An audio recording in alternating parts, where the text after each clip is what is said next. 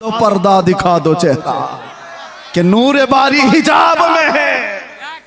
जमाना तारीक हो रहा है कि महर कब से नकाब में है। ये आला हज़रत के इस शेर की तर्जुमानी है। उठा दो पर्दा दिखा दो चेहरा कि नूर बारी हिजाब में है और जमाना तारीक हो रहा है कि महर कब से नकाब में है। अजीजा निगराम वक़ार, हमारी भी ये तमन्ना हो बारगाह मुस्तफ़ा में, मैं तो ये पढ़ता ही हूं रोजा कि मेरे आका आओ कि मुद्दत हुई है तेरी राह में अखियां बिछाते बिछाते, तेरी यादों में तेरी हसरतों में बड़े दिन हो गए घर सजाते सजाते। सुना है आप हर आशिक के घर तशरीफ लाते हैं, मेरे घर में भी हो जाए चरागा। ये तमन्ना लेकर के जाओ। वो सहाबा की जिंदगियां मैं थोड़ी सी मिसाल में बता दूं। वो देखते तो क्या देखते थे, उनकी तलब क्या थी। एक दिन रसूलुल्लाह सल्लल्लाहु अलैहि वसल्लम ने मस्जिद में खड़े होकर के कहा, तुम्हारी दुनिया में से अगर कोई चीजें मुझे पसंद है तो तीन है। हुब्बिबा इलैया मिन दुनियाकुम सलासा, तुम्हारी दुनिया में से मेरे पास तीन चीजें पसंद हैं। पूछा क्या है वो तीन चीजें। मेरे आका सल्लल्लाहु अलैहि वसल्लम फरमाते हैं, जुइलत कुर्रतु ऐनी फिस्सलाह, नमाज में मेरी आंखों की ठंडक है। अन्निसाउ वत्तीब, औरतें और खुशबू मुझे पसंद है। हुजूर अकरम सल्लल्लाहु तआला अलैहि वसल्लम ने दुनिया की चीजों में ये तीन बयान फरमाई। अबू बकर सिद्दीक वहां खड़े थे, उनसे पूछा गया इस दुनिया में तुम्हें भी कोई चीज पसंद है? उन्होंने कहा तीन चीजें पसंद है। तवज्जो, तीन चीजें। अबू बकर सिद्दीक कहते हैं, पहली चीज अन्नज़रु इला वजहि रसूलिल्लाह, पहली चीज रसूलुल्लाह के चेहरे को देखना। और फिर पूछा दूसरा क्या है? व इन्फाक़ु माली अला रसूलिल्लाह, दूसरी चीज मुझे पसंद है तो मेरा माल सिर्फ हुजूर के लिए खर्चा हो, सिर्फ हुजूर के लिए खर्चा हो। पूछा गया तीसरी क्या पसंद है? व अन यकूना इब्नती तहत रसूलिल्लाह, मुझे तीसरी चीज पसंद है कि मेरी बेटी हुजूर की ज़ौजियत में रहे। कुल मिला करके उनका असासा हुजूर की जात है।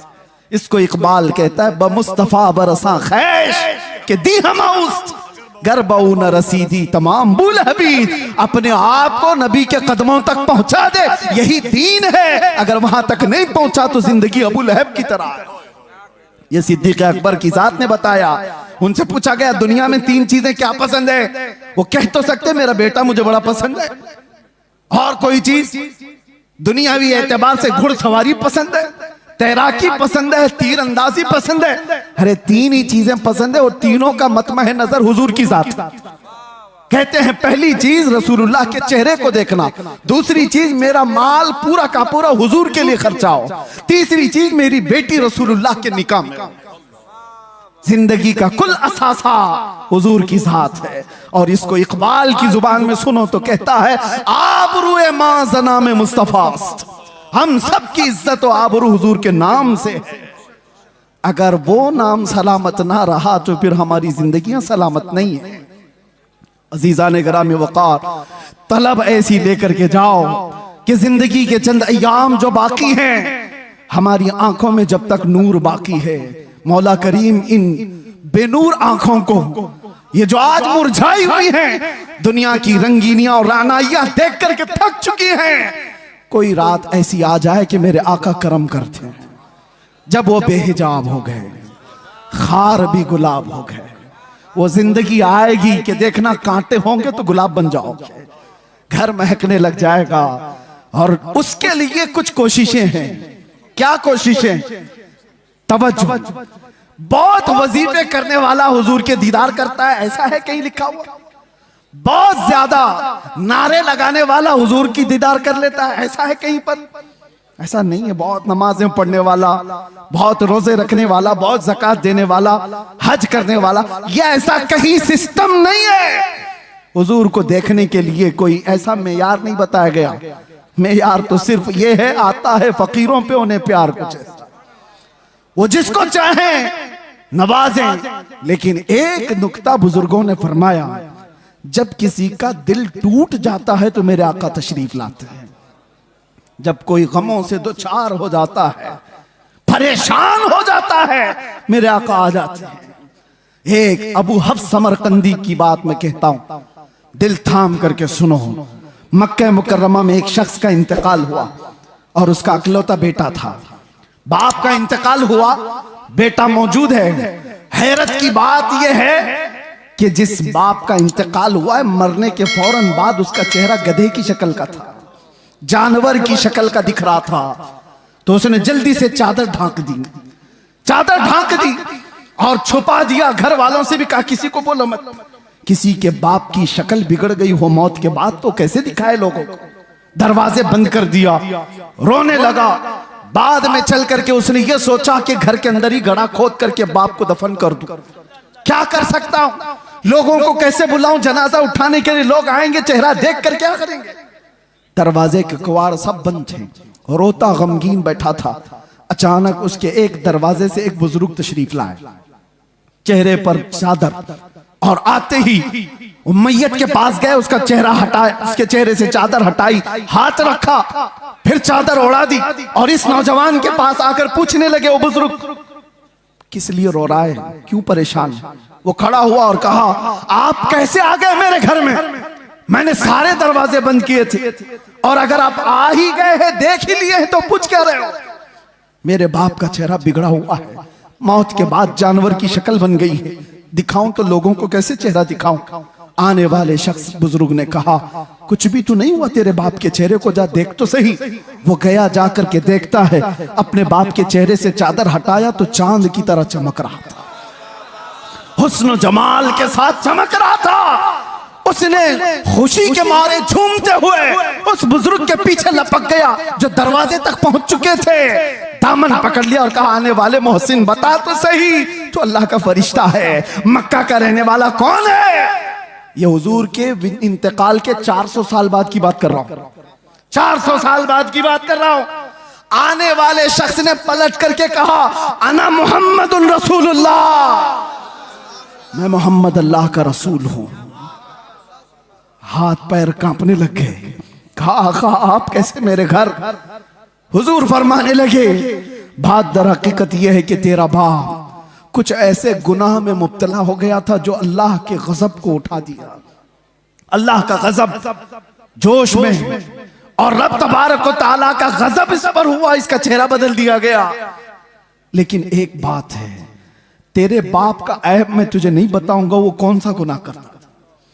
हुजूर से उसने पूछा बेटे ने, हुजूर फरमाते हैं, बाप के ऐब हम बेटों को नहीं बताते। हाय, या दुनिया एक का ऐब पकड़ ले तो पूरे मोहल्ले में चर्चा कर। मेरे आका की जात है, बेटे से कहते बाप का ऐब मालूम है मुझे, लेकिन हम तुझे नहीं बताएंगे। लेकिन मैं क्यों आया ये बताता हूं, मैं क्यों आया ये तो बताता हूं। तेरे बाप की बुराई तो थी जिससे रब नाराज था, लेकिन एक अच्छा काम था तेरे बाप का, ये बिस्तर पर रात को उस वक्त तक नहीं सोता था जब तक 100 बार मुझ पर दुरूद नहीं पड़ता।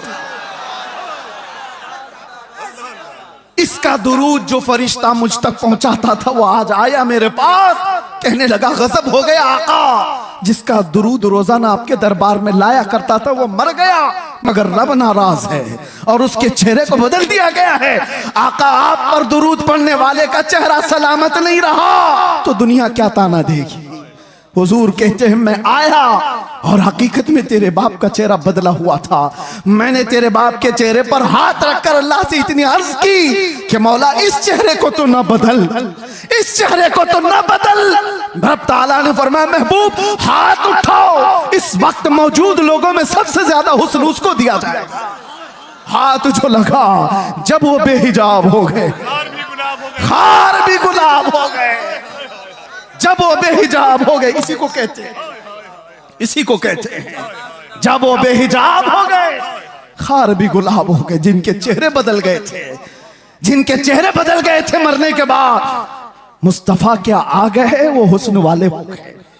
इसीलिए मेरे अजीजों, मैं अक्सर एक बात कहता हूं, छोड़ो अहरे गैरे नत्थु खेरे की बातें, इसको उसको देखने की तड़प में क्यों रहते हो।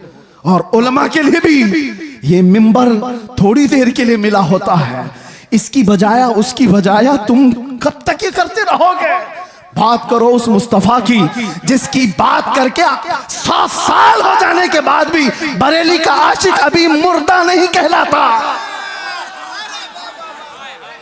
जिस मजमे में जाओ आला हजरत जिंदा नजर आता है। वजह क्या है? वजह क्या है? वो आला हजरत ने अपने बाप दादों के कसीदे नहीं पढ़े थे। आला हजरत पठान कबीले की तारीफ में नहीं गुनगुनाए। जब बात आई तो यूं कहते मैं गधा हूं अपने करीम का, मेरा दीन पारे ना नहीं। किसी ने अगर तारीफ के लिए कहा तो वो आला हजरत ने किसी सेठ की, किसी बड़े पीर की या किसी लोगों की तारीफ में जुबान नहीं खोला। दुनियादारों की बात कर रहा हूं, दुनियादारों की बात नहीं। आला हजरत कहते थे वो कमाल हुस्न हुजूर है कि गुमान नक्श जहां नहीं। उसी हुस्न की बात कर रहा हूं मैं। आला हजरत क्या कहते हैं? वो कमाल हुस्न हुजूर है कि गुमान नक्श जहां नहीं। यानी एक हल्का नक्श लगाने का गुमान भी नहीं कर सकते।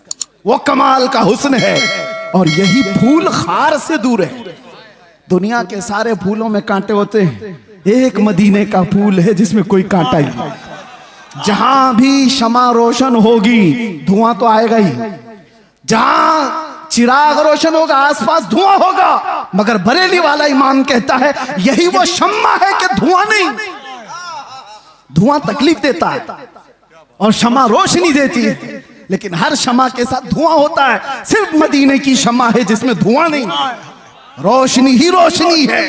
तेरे आगे यूं है दबे लच्छे फुसहा अरब के बड़े बड़े, कोई जाने मुंह में जुबान नहीं, नहीं बल्कि जिस्म में जाने। अल्लाह अल्लाह अल्लाह अल्लाह।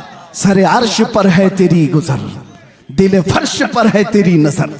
मलको तो मुल्क में नहीं कोई शय वो जो तुझ पे आया नहीं।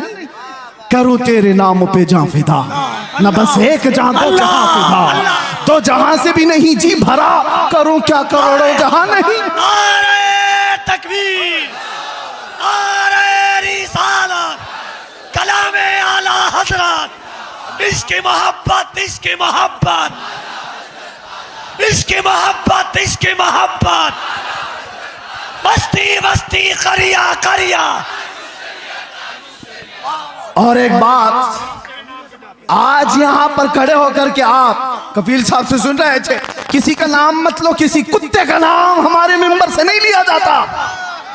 गुस्ताखे रसूल उसका नाम भी नहीं लेता मैं। लेकिन एक बात मैं बताऊं, कितनी दिन किया गुस्ताखी, कितने दिन तेरी हयात। ऐसे कीड़े हर जमाने में आ गए, फना हो गए, लेकिन हसन बिन साबित अब भी जिंदा है। काब आज भी जिंदा है। शरफुद्दीन बूसीरी आज भी कसीदे के साथ जिंदा है। हाँ, उन कुत्तों के नगमे सुनाओ जरा जो हुजूर पे भौंकते थे। अबू लहब के कलमे क्या थे, अबू जहल के जुमले क्या थे, उतबा शैबा के जुमले क्या थे।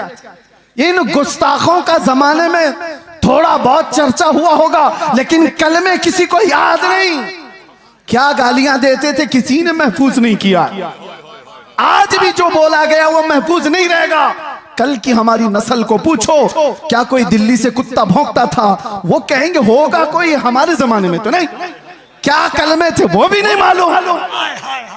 बच्चे भी ये कहेंगे फना हो जाएंगे, लेकिन रहेगा यूं ही उनका चर्चा रहे।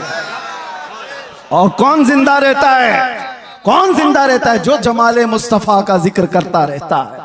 जो डूब गया वो जिंदा है। आज मैं बताऊं आपको, सादी शिराजी और हाफिज शिराजी, सादु और शरफुद्दीन बूसीरी, ये वो लोग हैं जो अपने कलाम के साथ जिंदा है। अरे पढ़ो आज तो आज भी वजद आता है। मुहम्मदुन सय्यदुल कौनैन वस्सक़लैन वल फरीक़ैन मिन उर्ब व मिन अजमी, नबियुनल आमिरुन नाही फला अहदुन अबर रफ़ी क़ौलि ला मिनहु वला नअमी, हुवल हबीबुल्लज़ी तुरजा शफ़ाअतुहु लिकुल्लि हौलिन मिनल अहवालि मुक़्तहिमी, दआ इलल्लाहि फल मुस्तमसिकून बिही मुस्तमसिकून बिहब्लिन गैर मुनफ़सिमी, या अक्रमल खल्क़ि माली मन अलूज़ु बिही सिवाका इंद हुलूलिल हादिसिल अममी, वलन यज़ीक़ रसूलल्लाहि जाहु कभी इज़ल करीम तजल्ला बिस्मि मुंतक़िमी, फ़इन्न मिन जूदिक दुनिया व ज़र्रतहा व मिन उलूमिक इल्मल लौहि वल क़लमी, या नफ्सु ला तक़नती मिन ज़ल्लतिन अज़ुमत इन्नल कबाइर फ़िल ग़ुफ़रानि कल्लममी, लअल्ल रहमत रब्बीहीन यक़सिमुहा तअती अला हसबिल इस्यान फिल क़िस्म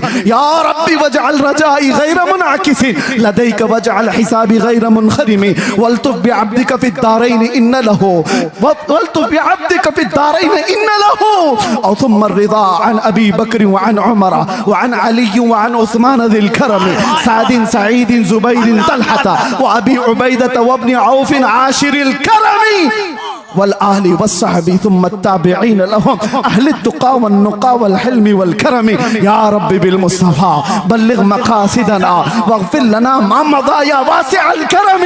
ये किसने कहा था पता है? शरफुद्दीन बूसीरी। लकवा मार चुका था, फालिज हो चुका था, जिस्म हिलता नहीं था और डॉक्टर लाइलाज करार चुके थे और बिस्तर पर सोते तो चमड़ी लग जाती थी। बरसों हो गए, कोई इलाज नहीं था। 170 अशार, उसमें तो मैंने थोड़े से पढ़े। अल्हम्दुलिल्लाह इस फकीर का वजीफा है और इसीलिए भी कि मेरे मुर्शिद हुजूर ताजुल शरिया ने फरमाया था, इसकी इजाजत देते हुए मुझे कहा था हज के सफर में, इसको बाबू पढ़ा करो, इसके रसूल बड़ा करेगा। वजीफा है और बल्कि कितने औलिया को इससे विलायत मिली। सुनिए, ये तो मैंने चंद अशार पढ़े, लेकिन शरफुद्दीन बूसीरी 170 अशार लिखे थे। और हुआ क्या था?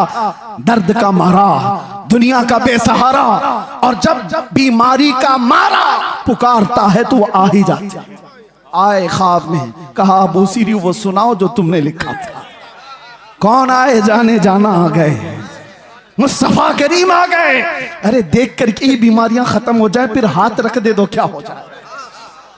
देख करके ही बीमारियां खत्म हो जाएं, हाथ रख दे तो फिर क्या हो जाए? शरफुद्दीन बूसीरी ने कहा, आका सारे तबीबों ने ला इलाज कह दिया, क्या करूं?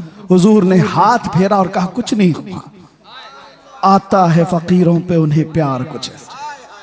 चादर भी दे दी, बुर्दा इसीलिए कहा जाता है उसको, अरबी में बुर्दा चादर को कहते। अरे ख्वाब की बात ख्वाब की होती है, लेकिन मेरे मुस्तफा जब ख्वाब में आते हैं ना तो ख्वाब नहीं हकीकत होती। उठे तो घर महक रहा था खुशबुओं से, और गोद में वो चादर भी पड़ी हुई थी जो ख्वाब में मेरे आका ने दी थी। खड़े होने की कोशिश किए तो हाथ भी सलामत, पैर भी सलामत, ना लकवा ना फालिज, कुछ नहीं।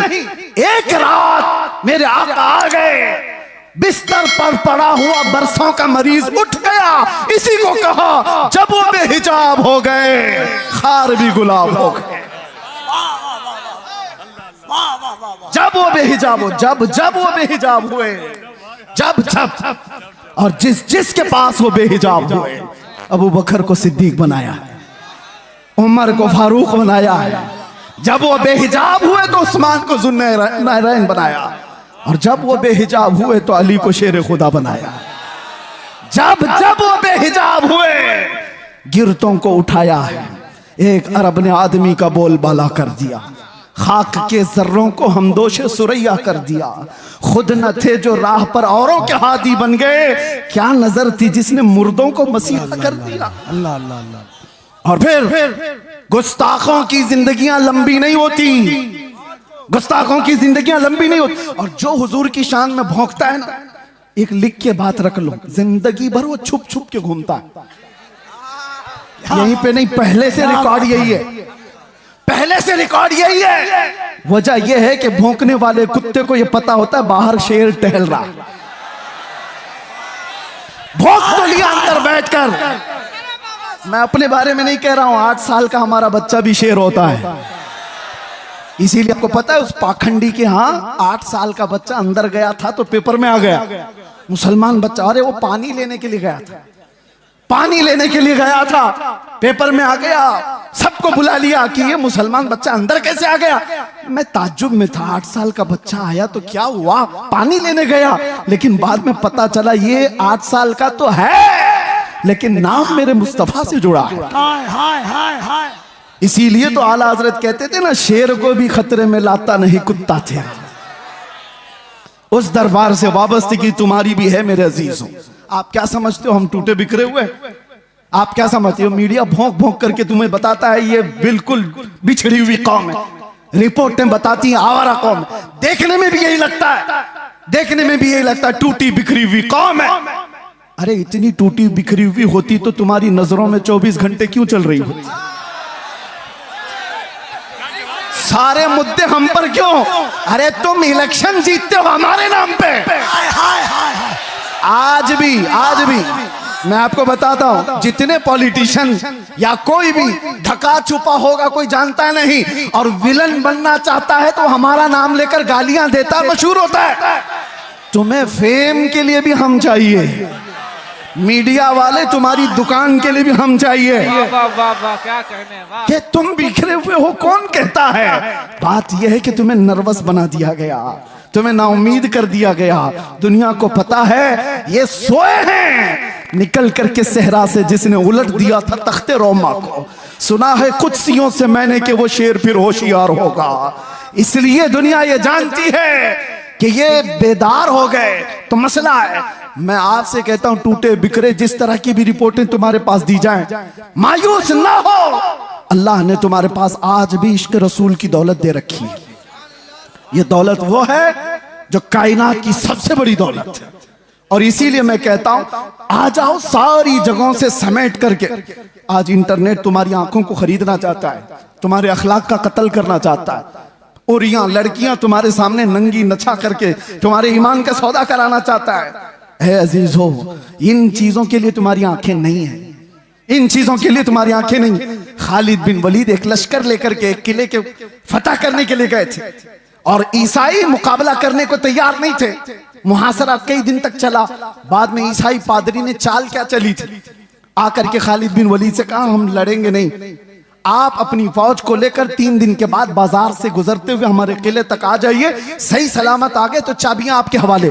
खालिद बिन वलीद ने शर्त मंजूर कर ली, मगर उन खबीसों ने चाल ये रची थी, 3 दिन के अंदर सारे मुल्क से हसीन तरीन लड़कियों को आधे कपड़ों में लाकर बाजार में खड़ा कर दिया, दौलत के अंबार बिछा दिए, क्योंकि उन ईसाइयों को मालूम था खालिद बिन वलीद के साथ जितनी फौज आई है ये सब जवान लोग हैं। भड़कता हुआ नफ्स नौजवानों के साथ होता है, और नौजवान जल्दी बिकता है तो औरत पर या दौलत पर। और ईसाइयों ने यह रच दिया था। 3 दिन के बाद खालिद बिन वलीद जैसी बाजार में कदम रखे, शर्त के मुताबिक नजर पड़ी और यहाँ लड़कियों पर खड़े हो गए, और पलट करके गुलामान मुस्तफा को जो उन्होंने तकरीर की थी, अल्लाह अल्लाह, ये कहा था, ऐ गुलामान मोहम्मद, आज तुम्हारे इम्तिहान का दिन है। अगर कदम डगमगाए तो कयामत तक फटकार बरसेगी, और सलामत रहे तो अल्लाह के यहां महबूब कहलाए जाओगे। उन्होंने पूछा, हमें करना क्या है? कहा, वही करो जो मेरे मुस्तफा करते थे। कहा, क्या करना है?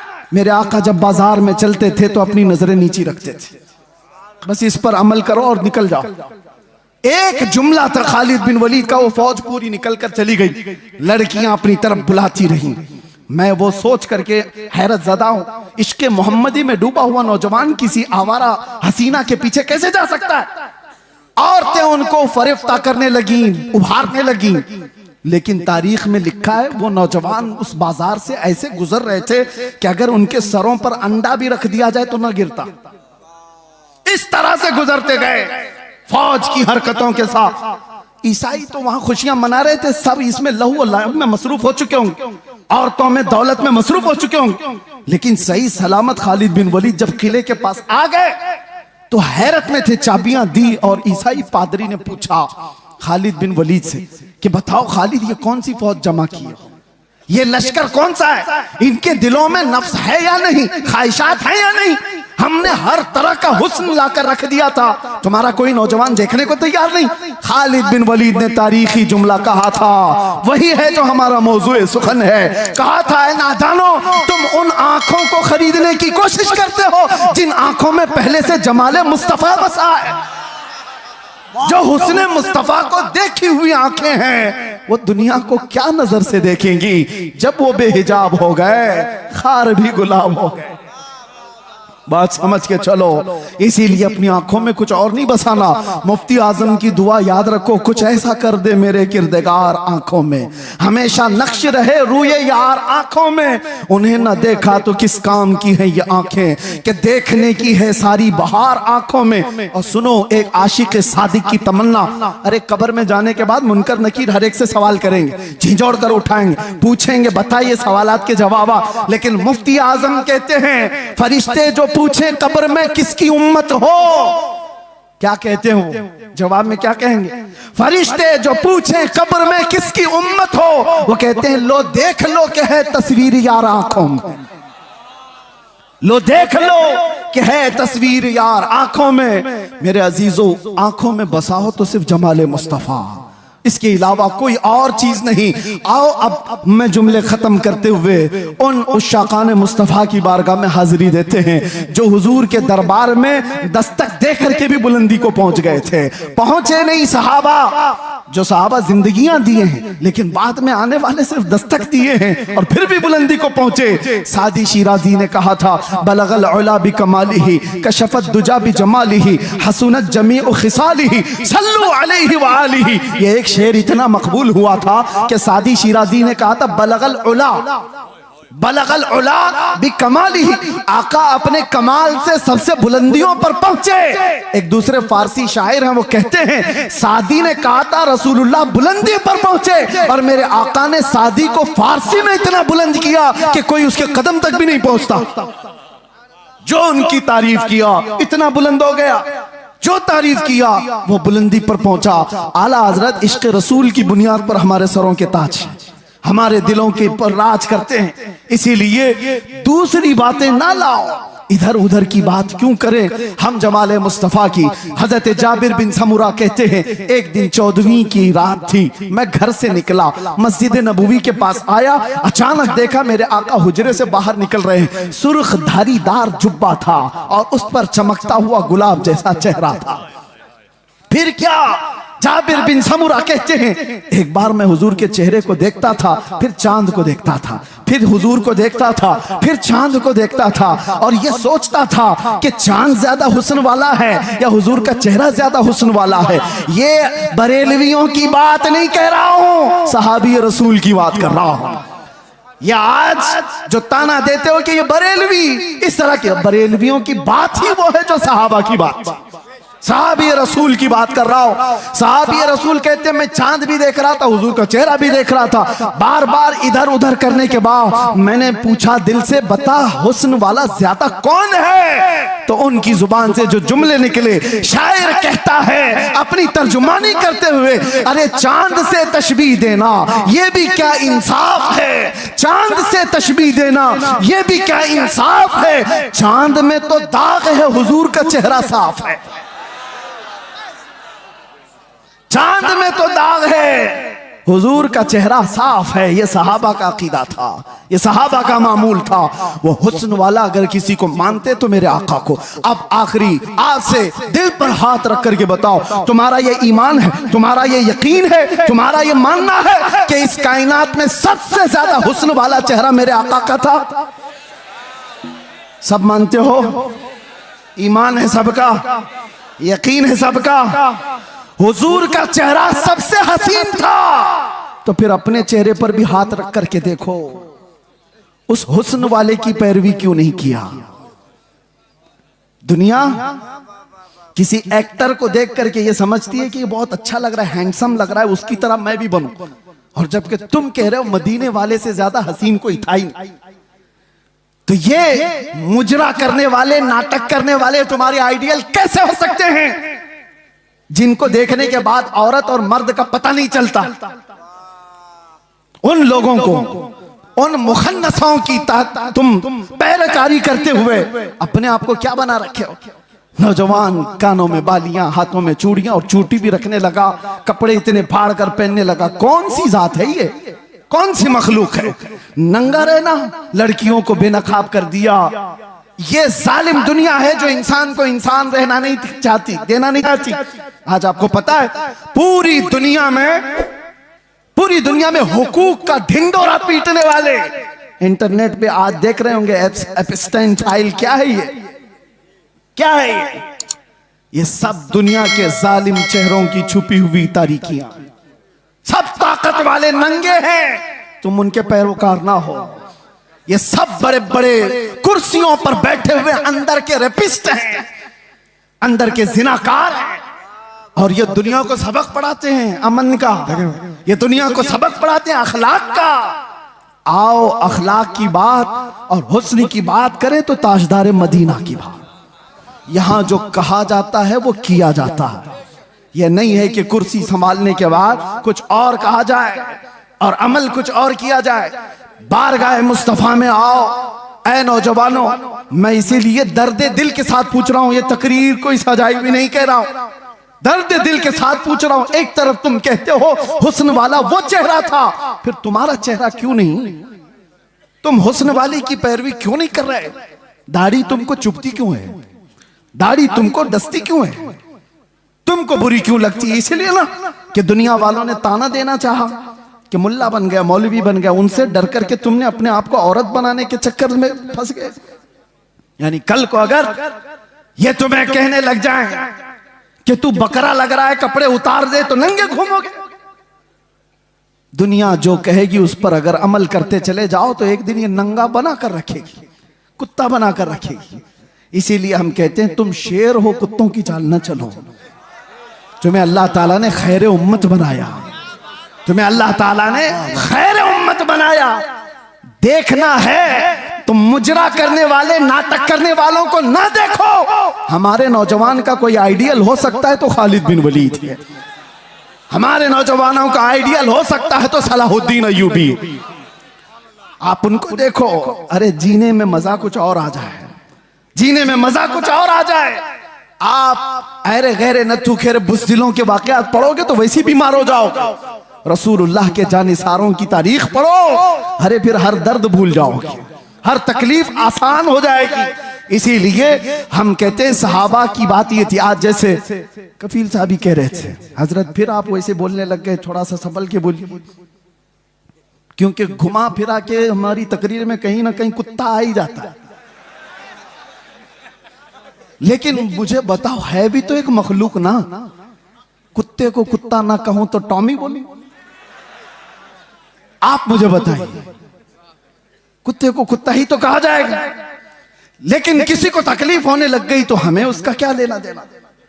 अगर आप ये बताएं, ये कह रहे थे थोड़ा सा, मैं आपसे ये कहता हूं मेरे अजीजों, हम कानून के खिलाफ नहीं जा रहे, लेकिन बात अगर मेरे मुस्तफा की इज्जत की आएगी तो हम किसी आसपास की सरहद को नहीं देखते। हम अतराफ में घेरने वाली लाइनों को तोड़ देते हैं, इसलिए कि इंसान की फितरत है, कानून में भी मौजूद है। किसी की मां को गाली देकर किसी ने उसकी गैरत जगाई, या उसकी बीवी को पकड़कर उसकी गैरत जगाई, बदले में उसने मार दिया है, तो कानून भी ये कहता है इंसानी फितरत है, ये गैरत में बेकरार होकर मारा है, इंसानी गैरत होती है। मैंने ये पढ़ा है बहुत सारे कानूनों में, फिर पता चला अरे इंसान को मां की गैरत हो सकती है, बीवी की गैरत हो सकती है, 1000 माओं से ज्यादा मोहब्बत करने वाले रसूल के लिए क्यों नहीं हो सकती? हमारी गैरत रसूलुल्लाह के लिए क्यों नहीं हो सकती? और इसीलिए कहा है हमारे सहाबा ने जो हमें मसलक दिया था वो यही था, वो सारी गैरत रसूलुल्लाह के लिए रखते थे, मेरे आका के लिए। एक सहाबी है जिनका बाप मुनाफिक था, अब्दुल्ला बिन उबई, उसने हुजूर को सिर्फ इतना, हुजूर के सहाबा को इतना कहा था, ये जिल्लत वाले लोग हैं जो मदीने में आ गए, हम इज्जत वाले लोग हैं और हम इन जलीलों को निकालेंगे मदीने से। उसने झगड़े में ये बात कही थी, मुनाफिक था। ग़ज़वा बनु मुस्तलक से लौटने के बाद बेटे ने सुन ली, बेटे को पता चला कि बाप ने ऐसी बातें की, तो बेटा आया और उसके बाद मदीना एंटर होने से पहले बाप का रास्ता रोककर खड़ा हो गया। कहा तुमने ये कहा रसूलुल्लाह के सहाबा को कि ये हिजरत करके आए हुए मक्का वाले जलील लोग हैं, हम मदीने वाले इज्जत वाले लोग हैं, हम इनको जलीलों को निकालेंगे। बाप ने कहा अरे तू मेरा बेटा है, तू पूछ रहा है? हाँ पूछूंगा, इसलिए कि अब तू मेरे बाप की मंजिल पर नहीं, गुस्ताखे सहाबा की मंजिल पे, रसूलुल्लाह के जानिसारों की गुस्ताखी। कहा रास्ता छोड़ दे। बेटे ने कहा कसम रब्बे जुल जलाल की, उस वक्त तक तुझे मैं मदीने में दाखिल होने नहीं दूंगा जब तक तू अलल ऐलान ये नहीं कहेगा कि मैं जलील हूं, रसूलुल्लाह के सहाबा इज्जत वाले। उस सहाबी ने जब तक उसे बाप को मदीने आने नहीं दिया, जब तक उसने ये नहीं कहा चलो रास्ता छोड़ दो, मैं जलील हूं, रसूलुल्लाह के सहाबा इज्जत वाले। हाँ ये सारे पिलपिले एक दिन बोलेंगे, सारे बुज़दिल एक दिन बोलेंगे कि हम झूठे थे और रसूलुल्लाह के दीवाने सच्चे थे। बस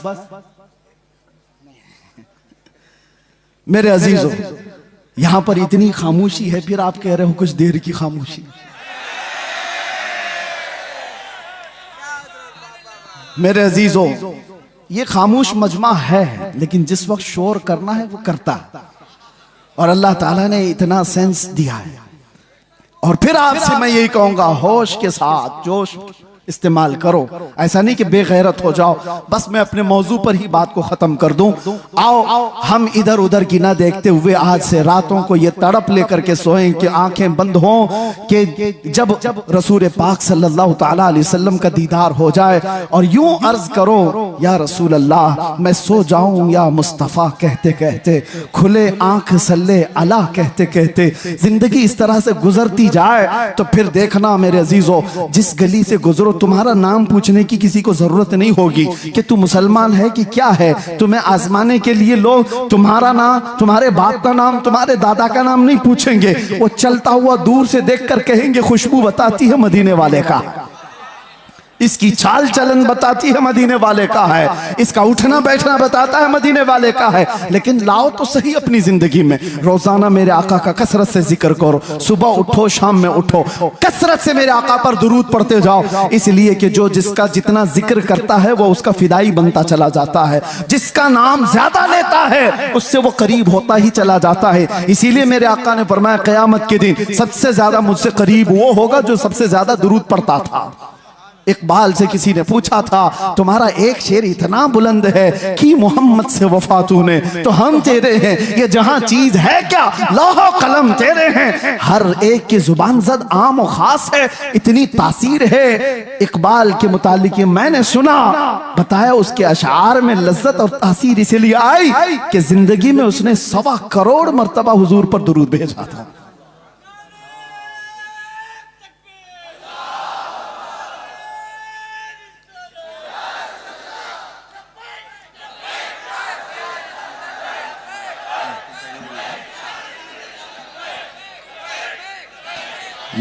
बस वक्त की यहाँ पाबंदी नहीं है, मुझे उन्होंने वक्त के लिए नहीं कहा है, लेकिन बात मेरे मुस्तफा की आए तो नौजवानों को इतनी बात याद रखनी चाहिए।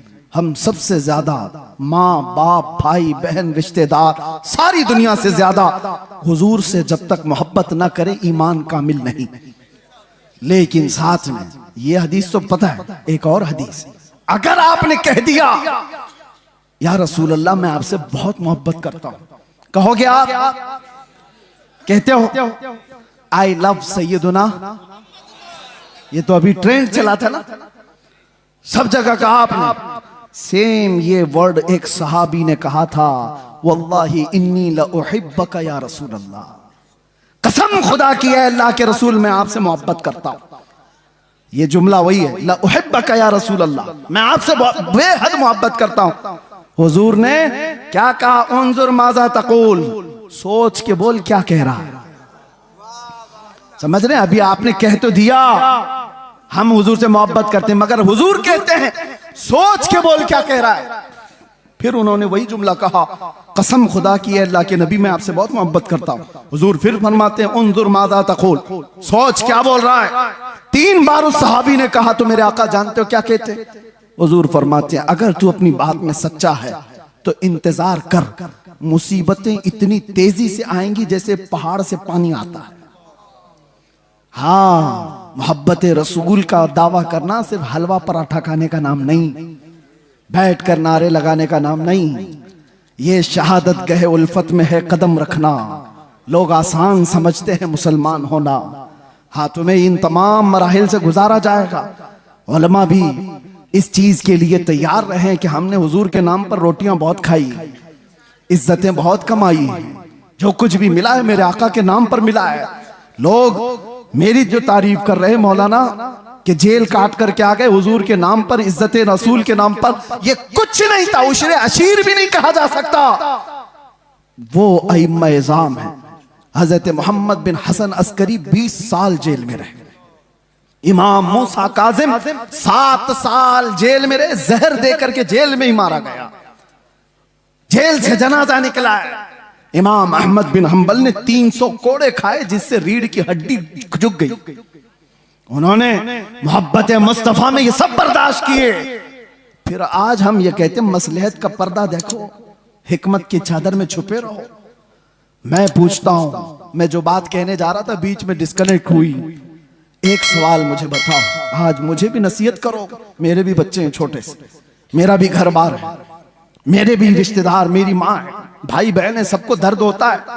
लेकिन जो लोग नसीहत करते हैं कि बच्चों का ख्याल करो, घर का ख्याल रखो, बीवी बच्चों का, माँ बहनों का ख्याल रखो, उनके आंसू से देखो, मैं पूछता हूं वो बद्र में जाने वाले सहाबा के क्या बच्चे नहीं थे? उहद में मेरे आका के साथ जाने वालों की बहनें नहीं थी? उनका खानदान नहीं था? सबका खानदान था, बल्कि था तो ऐसा था, एक जवान शहीद होकर गिर गया उहद के मैदान में। मदीने की खातून दौड़ती हुई आई हुजूर की बारगाह में, कहा सुना है मेरा जवान शहीद हो गया, अगर आप इजाजत दें तो उसकी लाश देखूं।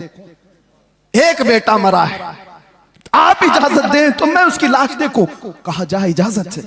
वो आती है तो जानते हो, उस नौजवान का जुब्बा उठा करके पीठ पे हाथ फेरती है और उसके बाद फिर पलटाती है लाश और सजदे में गिर जाती। देखने वाले सहाबा ने पूछा, माई क्या कर रही हो शहीद बच्चे के साथ?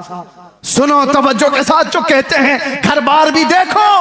वो खातून कहती है, जब मेरा लाल निकल रहा था मैंने इसे नसीहत की थी कि बेटा अगर हुजूर पर कोई सख्ती आ जाए, जंग भारी पड़ जाए तो पीठ फेर कर भागना मत, अगर भागते हुए मारा गया तो मैं अपना दूध भी माफ नहीं करूंगी।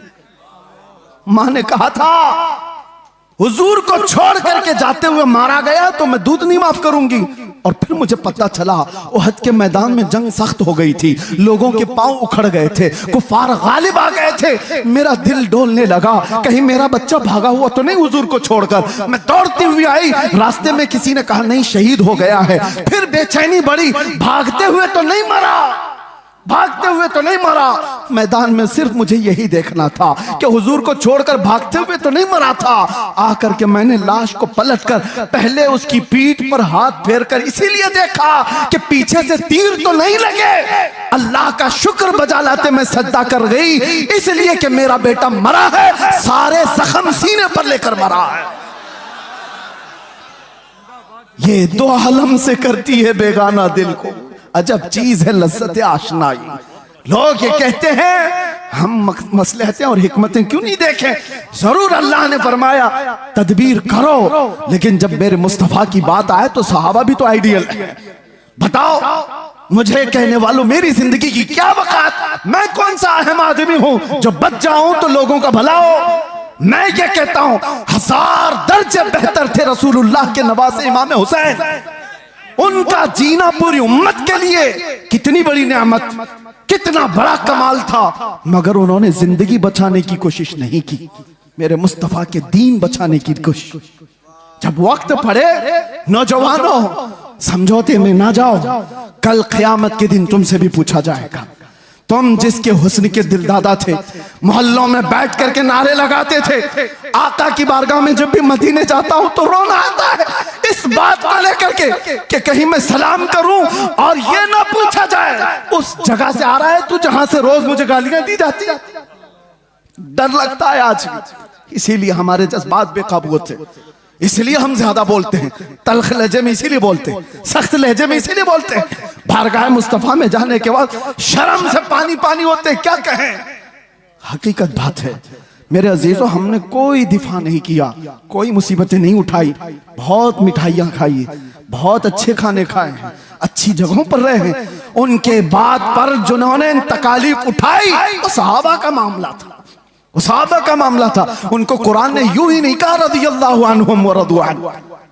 हजरत अबू हुरैरा कहते हैं एक जंग में हम ऐसे गए थे हुजूर के साथ कि हमारे पैरों के पूरे नाखून उखड़ गए थे, पैरों में हमने कपड़े बांधे थे, ग़ज़वा ज़ातुर रिक़ा उसको कहा जाता है, पैरों के अंदर पूरे नाखून उखड़ गए थे। उस वक्त हुजूर ने पूछा था जो जाना चाहे पीछे जा सकता है।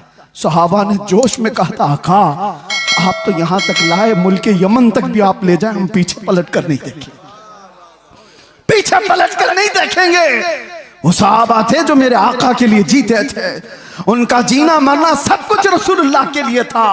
और फिर उन्होंने ये ऐलान किया था आका की बारगाह में कि आप या रसूल अल्लाह, एक साहबी हैं, उनके हाथ की नस कट गई और खून बहता हुआ हुजूर के जिस्म पर आया था, हुजूर के जिस्म पर। और जब हुजूर पाक सल्लल्लाहु अलैहि वसल्लम उनके हाथ पर हाथ रखकर पट्टी करने लगे, अरे दर्द के मारे तलवार का जख्म खाया हुआ आदमी बिलबिलाता है, वो मुस्कुरा रहे थे। जंगे खंदक में मुस्कुरा रहे थे। हुजूर ने देखा और कहा क्यों मुस्कुराते हो? कहा या रसूल अल्लाह, कुल्लु मुसीबतिन बादक जुललुन, आपके होते हुए हर मुसीबत छोटी है, हर जख्म हल्का है। जब वो बेहिजाब हो गए, खार भी गुलाब हो गए, बस देर इस बात की है कि एक दिन वो आ जाए, मेरे आका बेहिजाब हो जाए, इस प्यासी उम्मत की बेताबी मिट जाएगी। यकीन जानो मेरे अजीजों, किसी और की तलब न रखो। आज के दिन तुम्हें उठाने वाला आपको ये आएगा नहीं। हो सकता है नोचने वालों की तादाद ज्यादा है, तुम्हारे जेबों पर नजर रखने वालों की तादाद ज्यादा है। यहाँ लूट खसोट की दुनिया चल रही है, हर कोई अपने अपने हलकों के चक्कर में पड़ा हुआ है। एक बात याद रखो, छोड़ो ये सारे तमाशे, बारगाह मुस्तफा की तरफ लो लगाओ। इस बेताब उम्मत का, बेकरार उम्मत का इलाज इतना ही है, आका इन आवारा आंखों को एक बार दीदार अता कर दो, अपने हुस्न में महव कर दो, ताकि अब आंखें बेकार ना जाएं, हसीनाओं के चक्कर में हम गुमराह ना हो। फिर दुआ करते हुए जाते हैं, चमक तुझसे पाते हैं सब पाने वाले। या रसूल अल्लाह, मेरा दिल भी चमका दे, मेरा दिल भी चमका दे, मेरा दिल भी चमका दे। चमकाने वाले बरसता नहीं देख कर अब्र रहमत, बदों पर भी बरसा दे बरसाने वाले। मैं मुजरिम हूँ आका, मुझे साथ ले लो, कि रास्ते में है जा बजा थाने वाले, कि रास्ते में है जा बजा थाने वाले। आका अबी व उम्मी फिदा का या रसूल अल्लाह।